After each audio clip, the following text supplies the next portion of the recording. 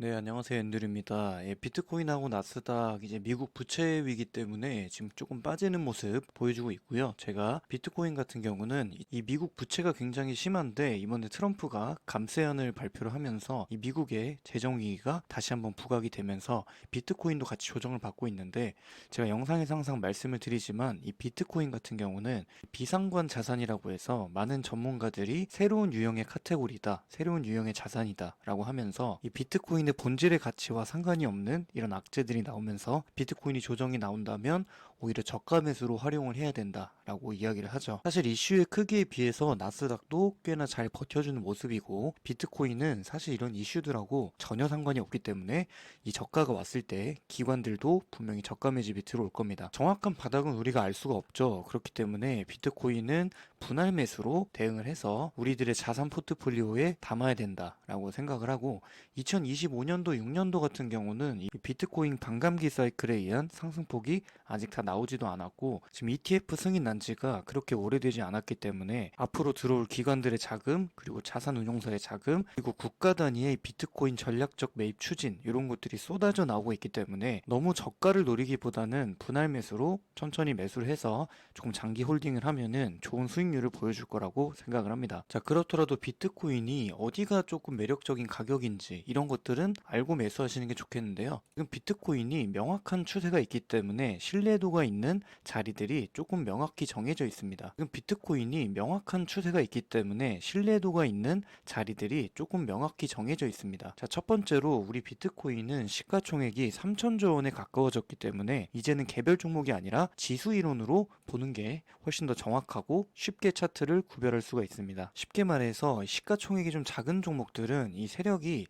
한두 개만 있어도 한두 개의 세력이 이 시총을 좀 좌지우지할 수 있고 이 차트를 만들어갈 수가 있기 때문에 파동 이론보다는 좀 분석을 다르게 해야 되고요. 이 비트코인은 한두 개의 세력이 움직이는 이런 종목이 아니기 때문에 이제는 뭐 기관이나 국가 그리고 기업, 개인들까지 뭉쳐서 이 파동이론으로 보는 게 조금 더 쉽고 신뢰도가 있다라고 말씀을 드리고 싶네요. 자, 우선 엘리어트 파동 이론으로 보면 지금 3파동이 진행되는 중이고요. 이 3파동은 파동 중에서 가장 긴 구간에 속합니다. 현재는 이 주봉 볼린저 밴드 상단을 맞고 조정이 나오고 있는데, 이 볼린저 밴드 지표의 중간선, 이 미들라인이 이동평균선의 21선과 값이 같습니다. 그렇기 때문에 이 21선은 이 엘리어트 파동 이론에서 이 수급선으로 불리기 때문에 세력들이 들어온 자리라고도 할 수 있겠죠. 그래서 이 20일 이동평균선을 지켜주면서 상향을 할 것이다 라고 생각이 되는데, 이동평균선은 시간이 지남으로써 계속해서 상향으로 올라갈 거기 때문에 아마 100K 전후에서 반등을 하지 않을까라는 생각이 듭니다. 하지만 더 빠질 수도 있겠죠. 그렇기 때문에 이 분할 매수로 접근을 해야 되겠고, 당연하게도 지금은 상승파동 진행 중이기 때문에 이 하락파동으로 전환되려면 시간도 좀 걸리고, 그리고 여기서 나오는 하락은 이 트릭, 속임수일 가능성이 굉장히 높다. 그래서 제가 비트코인의 본질적인 가치가 훼손이 되는 그런 악재가 아니라면 이 비트코인 악재가 나와서 떨어졌을 때 여러분들 저가 매수하시면 오히려 좋은 가격에 살 수 있는 기회가 될 수 있다라고 계속해서 말씀을 드린 이유입니다. 그래서 비트코인 너무 작은 변동에 일일비하지 않으시면 좋겠고요. 시청자분들 중에서 이걸 보고도 조금 알아듣기가 어려우시다 하시는 분들은 저 앤드류 관점방에 제가 엘리어트 파동 이론과 이 볼린저 밴드를 이용한 중요한 가격대를 정리를 해뒀습니다. 그래서 비트코인이 조정이 나왔을 때 우리가 살 수 있는 이 매력적인 가격대를 제가 전부 다 분석을 해서 적어뒀으니까요. 우리 시청자분들 구독과 좋아요만 눌러주시고 영상 하단에 더보기란과 고정 댓글에 나와 있는 링크 클릭하시고 입장이라고 두 글자만 남겨주시면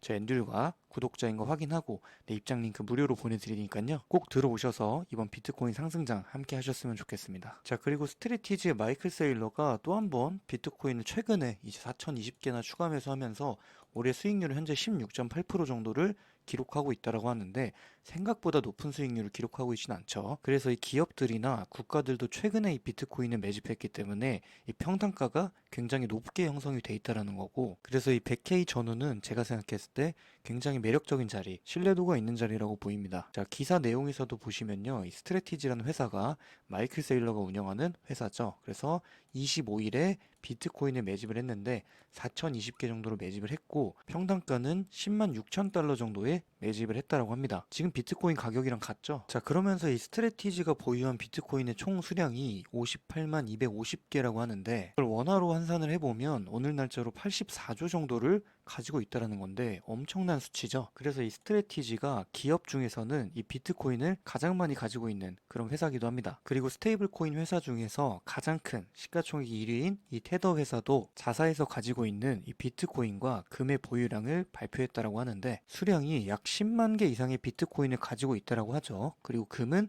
50톤 이상 가지고 있다라고 합니다. 이 원화로 환산을 해봤을 때 이 비트코인 100억 달러는 현재 가치로 13조 7천억 원 정도가 되겠고요. 금은 50톤 기준으로 한 7조 3천억 원 정도 된다고 합니다. 이 스테이블 코인사에서 시총 1위인 테더도 이 비트코인을 금보다 훨씬 더 많이 가지고 있다, 이런 얘기가 되겠죠. 그리고 이제 놀랍지도 않은데 이 암호화폐 사용이 계속해서 급증을 하고 있습니다. 금융 및 상업에서 새로운 기준으로 자리를 잡았다라고 하는데, 2024년 12월 기준으로 했을 때 암호화폐 사용자 수는 6억 5,900만 명 정도 된다고 하고요. 2025년 중에는 약 30% 증가할 거라고 하는데 아마 더 많이 증가하지 않을까라는 생각을 합니다. 이 인도, 인도네시아, 나이지리아, 미국, 베트남 등 중국도 최근에 이 비트코인을 다시 채택할 거라는 그런 찌라시가 있는데요. 이런 나라들이 주요 선도국으로 지금 급부상을 하고 있고, 최근에 러시아에서도 거래대금이 폭증을 했다라고 하면서 이 전쟁 중이기 때문에 세계 각국에서 이 금융 규제를 받고 있는 만큼 탈중앙화인 이 비트코인으로 송금을 하고 있는 게 아닌가 싶습니다.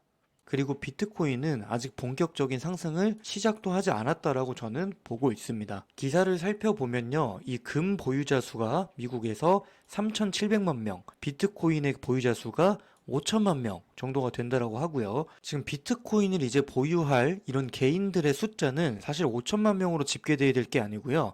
매일, 매달 계속해서 기하급수적으로 늘 걸로 보고 있습니다. 반면 이제 금에서 비트코인으로 갈아타는 숫자까지 합한다면 저는 머지않아 이 비트코인이 금을 대체하지 않을까라고 굳건히 생각을 하고 있습니다. 사실 이 비트코인의 상승의 끝은 그 누구도 모르는데요. 지금 상황에서 보통의 이제 투자자분들은 부동산, 그리고 국내 주식, 그리고 미국 주식, 그리고 금, 달러 이런 식으로 포트폴리오가 돼 있으실 텐데요. 여러분들 잘 생각을 해보시면 미국 주식이나 국내 주식 같은 경우는 우량주에 한해서 우량주가 조금만 떨어진다면 눌림목 자리에서 매수를 하지 않으시나요? 그러니까 즉 가격이 싸다라고 판단하시면 주식은 우리가 좀 쉽게 매수하는 경향이 있는데요. 이제부터는 비트코인이 가격이 싸다라고 생각한다면 주식 대신에 포트폴리오에 꼭 담아야 될 자산이라고 보고요. 그리고 추후에 이렇게 투자가 지속된다면 주식이나 부동산을 보유한 사람보다 이 비트코인을 쌀 때 계속해서 투자한 사람이 훨씬 더 높은 수익률을 보일 수 있다라고 자신을 합니다. 자, 그 증거를 좀 말씀을 드리면요. 제가 약 한 달 전에 제 블로그에 제가 썼던 글인데요. 보시면 약 5년간의 주요 자산별 상승률을 제가 정리를 해놓은 겁니다. 1위는 당연히도 5년 동안 이 비트코인이 3000% 가까이 오르면서 상승을 했고요. 2위는 나스닥이 228%. 물론 지수가 아니라 개별 종목이라면 3000%를 달성한 종목들도 간혹 있겠습니다. 그리고 3위는 금, 그리고 4위는 우리나라 코스피 이렇게 기록을 했고요. 지금 5년 동안 같은 기간 비트코인의 상승률이 다른 주요 자산에 비해서 최소 20배에서 30배 정도의 수익률을 보였습니다. 여러분들 나스닥이나 금이나 코스피도 가만히 있었던 게 아니죠. 이런 지수들도 계속해서 상승을 했지만 비트코인은 20배에서 30배 초과 수익을 보여줬다는 겁니다. 자, 반대로 비트코인이 조금만 떨어지면 뉴스에 엄청나게 도배가 되고, 그리고 주식에 비해서 비트코인 하락에 대한 개인들의 공포심이 훨씬 더 심하다고 알려져 있죠. 최근에 비트코인, 그리고 나스닥, 코스피, 금 전부 다 최고점을 찍고 최고점 대비해서 하락을 한 게 비트코인 고점 대비해 30%, 코스피는 29%, 나스닥 25%, 금은 4% 정도를 기록을 하면서 당연하게도 비트코인이 제일 많이 떨어지기는 했습니다. 하지만 여러분들 비트코인이 같은 기간 동안 다른 자산에 비해서 약 20배에서 30배가 더 올랐다라고 말씀을 드렸죠. 그리고 떨어질 때는 코스피 대비해서는 1% 정도 더 떨어졌고요. 나스닥 대비해서는 5%, 금 대비해서는 약 26% 정도 떨어졌다라고 봤을 때, 오를 때는 20배에서 30배 정도 더 오르고 떨어질 때는 약 5% 정도밖에 더 안 떨어졌다는 겁니다. 그래서 제가 제 블로그에 팩트로만 놓고 봤을 때 비트코인이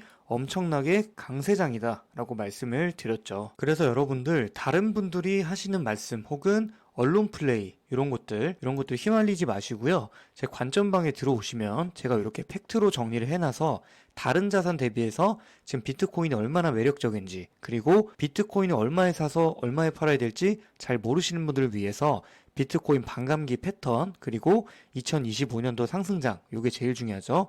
요때 어디까지 갈 수 있고, 그리고 상승장으로 인해서 올라갈 알트코인 종목들, ETF 승인을 기다리고 있는 종목들을 제가 리스트로 정리를 해놨으니까요. 꼭 구독 안 하신 분들 구독과 좋아요 눌러주시고 앤드류 구독자가 돼주시고요. 그리고 영상 하단 더보기란과 고정 댓글에 나와 있는 링크를 누르시고 입장이라고 두 글자 남겨주시면 저희 앤드류 구독자분인 거 확인하고 앤드류 관전방에 입장시켜 드리겠습니다.